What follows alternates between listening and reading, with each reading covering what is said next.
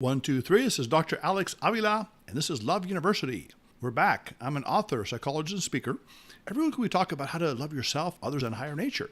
We tackle topics on relationships, self-esteem, spirituality, finances, health, and also personal well-being. And we're doing a Invincible You series based on my new book, Invincible You, that's come out recently, on how to live your life to the fullest, how to overcome obstacles and barriers to achieve your dreams. And today's topic is a very interesting one because it's a very powerful idea and concept. And it is called Master the Art of Spontaneity, Live Free and Easy. When you hear the word spontaneity or spontaneous, you think of someone that doesn't have a routine, someone that is free-flowing, goes with the flow, maybe a little bit later, disorganized in some ways, but they like to live their life in a very free-flowing, spontaneous way. Now, there is an advantage to this. First of all, someone who's spontaneous is very authentic. They're who they really are. They're not afraid of criticism or rejection. They state their mind, they express their feelings, and they are able to be who they really are. Now, I wrote a best-selling book called Love Types, which talks about the personality types in love. And one of the distinctions is the personality dimension, structured versus spontaneous. Someone who is structured is someone who loves schedules, organization, being on time, and being neat and organized. And there's an advantage to that. People who are structured are often efficient. They do well in business and work situations. They also have a sense of security, and they're very reliable and dependable. They're the kind of people that will do what they say they will do. They're very follow-through individuals. But on the other hand, having too much structure can limit you. It can make you feel stressed that you have to do so many things, and also can stifle some of your joy and even creativity. They did a study where they asked people, if you have an opportunity, imagine that you're meeting a friend for a coffee date. Spontaneously, you just bump into them and you meet with them and have coffee, or you plan it out maybe a week in advance and you set a time. Now, a certain number of people responded that they would have more enjoyment just bumping into their friend and meeting them spontaneously, but other people who are more structured would actually enjoy the anticipation of planning it out. So both of these are positive elements. The structure is spontaneous, but the key is to do it intelligently. Now, the intelligent, spontaneous person has a paradox. They're able to let go and also be in control. So they're in control of their spontaneity. They want to be spontaneous in a growth and positive way and try new things, try a new restaurant, maybe work in a different way, a different place, meet new people. But they don't have what's called impulsivity. Impulsivity is someone who does things that have short-term gains, maybe some kind of addiction or bad habit. They feel pleasure in the beginning, but then they have destructive consequences. Too much drinking, too much eating, smoking, other activities that can hurt you, drugs, addictions. So the person who's spontaneous, however, is intelligent in that they know when to be spontaneous and when not to be. And at the same time, they're responsible and mature. They know what they need to accomplish certain things, but they have their time to be free and fun and to enjoy that flexibility. Now, spontaneous people are people that develop spontaneity, and you could be a structured person that has a spontaneous side to you at certain times. First of all, they work well under pressure. They're able to think on their feet. They can adapt to situations. Also, they're less likely to get angry or upset when things go wrong. For example, a mechanical malfunction. Your computer or car breaks down. People who are spontaneous can work with that. Or maybe there's traffic they didn't expect. Instead of being so tense about being late, I just enjoy some music or listen to my iPhone or just think and meditate and just kind of enjoy the moment. Another advantage of being spontaneous is you have authentic relationships. Instead of thinking what you're going to say to someone or calculating, you do whatever comes to your heart, to your mind, and it flows more naturally. You also have more growth opportunities. You're open to meeting new people, maybe traveling, learning a new hobby, going back to school, starting a new career or business. So the spontaneous person often has that in the back of their mind. I want to explore something new. Oftentimes, the spontaneous person can have more creativity. They're open to new solutions. They think out of the box. They think things that are different from others. Also, many times they have less worry overall, because if you plan a lot, sometimes you will worry about if the plan is going to work out well or what's going to happen that could go wrong. The spontaneous person is more focused on the moment, enjoying the present moment, and they're not as worried about the future in a certain sense. And even being spontaneous can improve your love life. Research shows that being spontaneous romantically, sending your partner flowers or even a romantic text, can improve intimacy, kissing and cuddling by 100% and sexual activity by 33%. So definitely it pays to do a little bit of romantic gestures to your partner for more intimacy. And finally, there's more joy and adventure and excitement in someone who can tap into their spontaneity, that part of them that wants to do an adventure, try something different. Now you may be thinking, today we have a lot of technology. Does technology help or hinder spontaneity? Now in some ways it can help because we can send a text to someone and if they're free, we can get together for a friend with a coffee or some other activity. On the other hand, in the so-called olden days when we had landlines, The phone would ring, and you just pick it up, and it may be a friend you haven't talked to in a long time, or could even be a salesperson, but you didn't know who it was. So in that sense, there's a little bit less spontaneity, but it can work both ways. Now, here's the key. To live spontaneously is, first of all, you have to be open to living out of your comfort zone a little bit. Maybe you travel to work the same way, or you make love with your spouse the same way. You eat the same kind of foods, and you get into a routine. So trying something different, maybe learning a new language, traveling to a new place, learning a new hobby, talking to new people. That can be a way to be spontaneous. Maybe you want to buy a plane ticket and go somewhere, move to a new city, ask out someone you're attracted to, or say I love you to someone you love, reconnect with old friends. Or it could be something as simple as changing your hair color to something you like, or maybe wearing a different kind of colors on your clothes. Doing something you've always wanted to do. And that could be an amazing experience, to live spontaneously, to live fully with life. Now, not everyone can do this. Sometimes we get caught in ruts. And again, some people are structured personalities, and they actually like having security. They like having their schedules. But even those folks, and you may be one of those right now, a structured person, can have more fun at certain times in their life when they can be spontaneous. And if you are a naturally spontaneous person, you want to learn how to be intelligently spontaneous, how to do it in a smart way that can benefit you. So let's talk a little bit about that, how to be intelligently spontaneous, some tips and strategies you can use. First of all is awareness. Be aware of any routine that you have. Also, not just behaviors, but thoughts and feelings. Maybe you get sad about certain things, or you get angry, something irritates you. Maybe you're driving, you have road rage. Or you go to work the same way every time. You talk to the same people. You do things in a routine way. And then ask yourself, what can I do to change my routine to live the life I want? I can be more open to people's invitations, maybe instead of turning things down, or be open to opportunities. Or even people that ask me for help, I can be more open to helping them and bringing joy to them and also joy to yourself as well. Starting small. You don't have to do anything really big. Maybe you'll take a new route to work when you drive there. You can try a new restaurant. You can smile and say hello to people you don't know. This is a great way to overcome shyness. Now, I'm a shy person myself, and I wrote a book called The Gift of Shyness, how to transform your shyness into a positive thing. Shy people are often good listeners, and they're sensitive.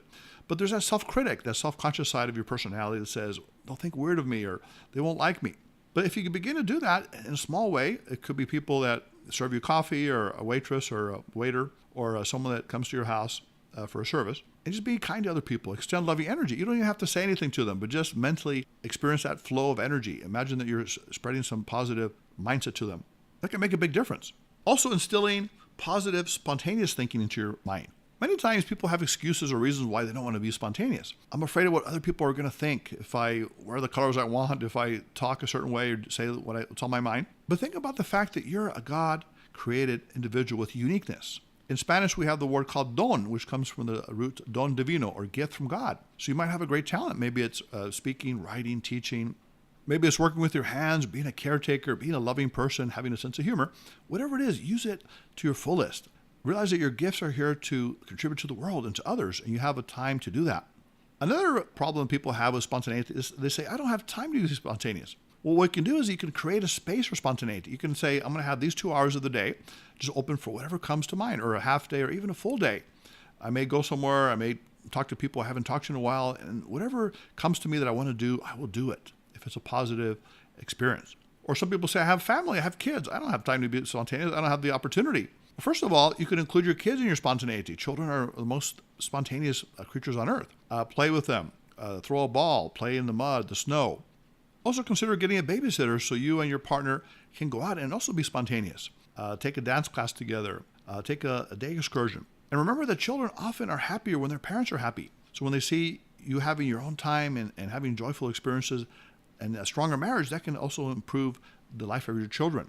Or you might say, well, I'm too serious. I'm a serious person. I don't have time to be spontaneous and frivolous. But in reality, you can be both serious and spontaneous. You can be a responsible person and do your duties and be a mature person.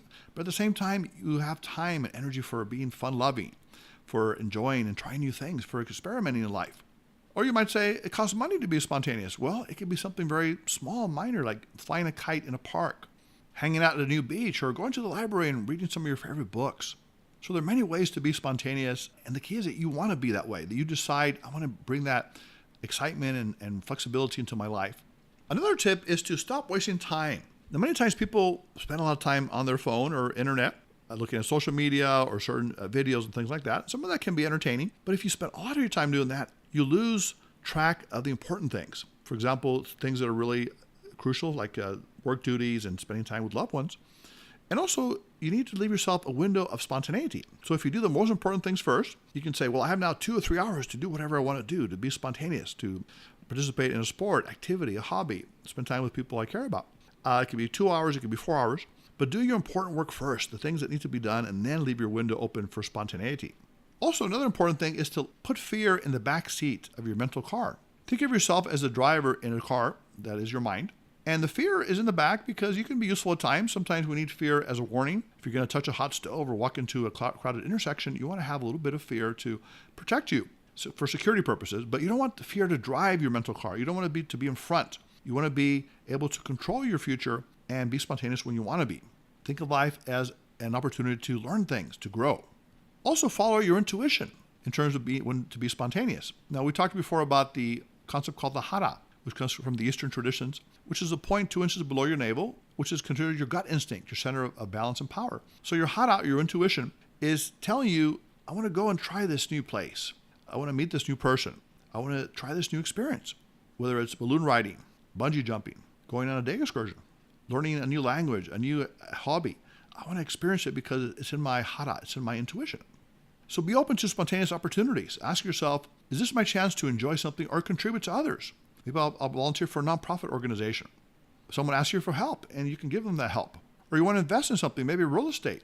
And you've heard of people that said, I should have bought several years ago when the property prices were low, and look at it now. Maybe you have a hunch that you think, I should invest right now.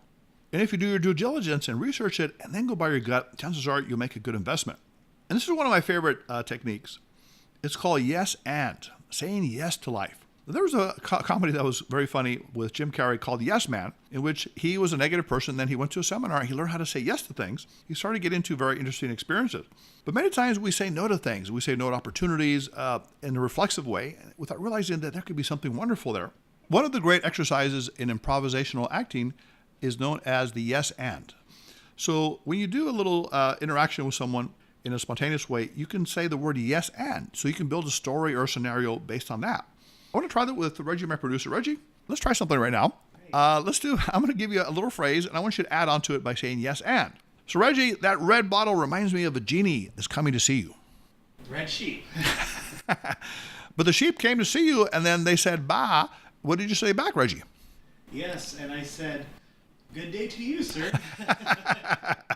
All right, Reggie, I don't know if we're being spontaneous or we're being a little bit out of the box, but that's kind of cool. Okay. So we can build on that. And, the more you do this, the stronger you will be in terms of your spontaneity muscles in a more creative way, and it's going to come to you and you come up with solutions. I do recommend anyone that wants to improve their spontaneity, and even if you're a little bit shy, is to take an improvisational acting class where you basically do skits and you do stuff that comes off the top of your head. You don't really have to rehearse things. It's a very fun way to improve your creativity. Another technique is to create what's called a spontaneity list, maybe on your iPad or your phone or even in a notepad. Write down a bunch of stuff that you've always wanted to do. Maybe it is going on a special trip somewhere or doing some outdoor activity, bungee jumping or parachuting, or, painting your face a certain color or your hair or meeting new people. Whatever it is that you thought about doing that you haven't done, write it on your list. It could be a small thing, maybe trying a new restaurant, a new kind of food.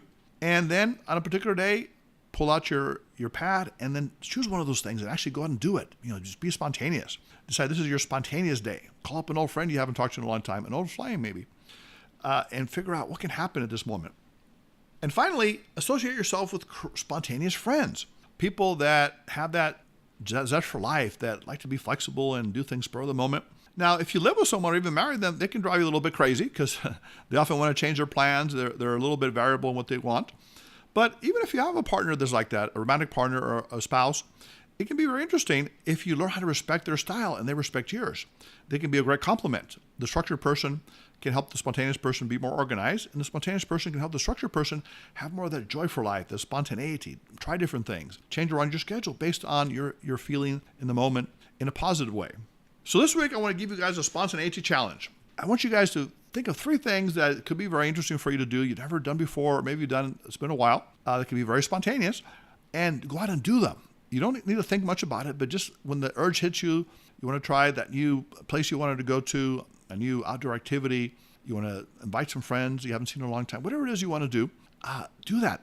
Take that challenge this week. In fact, Reggie, let's try something right now. Why don't you stand up for me right now, Reggie? And I want you to do something very spontaneous for me. You can sing, act, dance, or whatever, okay? So begin now. Oh, Danny boy, the pipes are calling. Okay, he's doing jumping jacks. Reggie, I've never seen you act like that. That's good. I like that. Okay, I haven't seen. Reggie just sang and he jumping jacked and he's gone nuts today, but I like it. You know, it's a lot of fun. Also, Reggie, you're wearing a very cool shirt that says superheroes. And it has like different mental things based on that. Now, tell me what that means. I see something called fish fetish. What is that? Okay, well, so I'm assuming you're talking about the one for Aquaman. That is suggesting that he has a unhealthy obsession with fishes. I get that. Okay. And then I get over here, Mrs. Right Now. Is that Batman or what is that there in your shirt? So you have superheroes with different psychological issues. Catwoman. I think it means that she's very impulsive, impulsively so. Okay. I'm glad you brought that up, Reggie, because impulsivity is basically a destructive kind of behavior based on wanting short-term gains. So spontaneity is opposite to that, is more of a long-term experience because you want to grow and you want to do something good for yourself and have benefits. And also, who's a speed freak? You have something that one on your shirt. Flash. Oh, Flash. Okay. Okay. I like that, Reggie. So that's a very spontaneous. You're coming up with different ideas for superheroes. So again, I really encourage you guys to go out and be spontaneous this week and say you love someone that you love, or you might want to spend time with them in a romantic way, or a friend, or even your child, and do something you haven't done in a while. Search within yourself to find that joy and that enthusiasm for life, that spontaneity, and you're going to feel rewarded. You're going to feel that something has changed in your life. So again, Love University students, if anyone has any questions or comments or want to be on the show, you can write to us at lovetype4u@aol.com. That's LOVETYPE, the number 4, letter U at AOL. Call us at 310-226-8090. Visit us at loveuniversity.love. Like us on Instagram, Facebook, and Twitter. And Love University students, to a spontaneous and loving week. Until next time, this is Dr. Alex Avila. Love University is now dismissed.